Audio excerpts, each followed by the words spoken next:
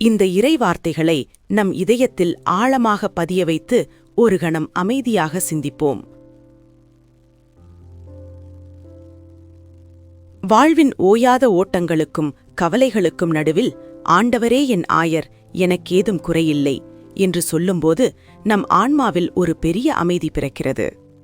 நாம் சோர்ந்து போய் வழியறியாது திகைக்கும்போது அவர் நம்மை புல்வெளிக்கும் அமைதியான நீர்நிலைகளுக்கும் அழைத்துச் செல்கிறார்.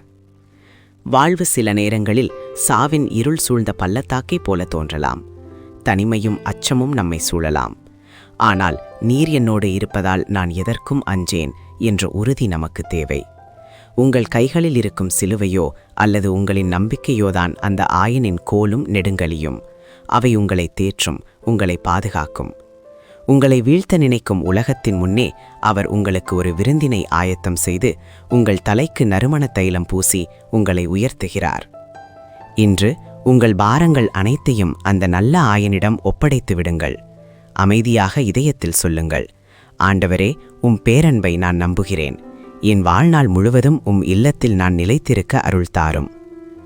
இன்று நீங்கள் சந்திக்கும் ஒருவருக்கு அந்த நல்ல ஆயனின் அன்பை பிரதிபலிக்கும் வகையில் ஒரு கனிவான வார்த்தையையோ அல்லது ஒரு சிறு உதவியையோ செய்ய தீர்மானியுங்கள். ஆமேன். இந்த ஜெபம் உங்களை தொட்டிருந்தால் தினமும் எங்களுடன் ஜெபிக்க சப்ஸ்கிரைப் செய்யுங்கள். கடவுள் உங்களை ஆசீர்வதிப்பாராக.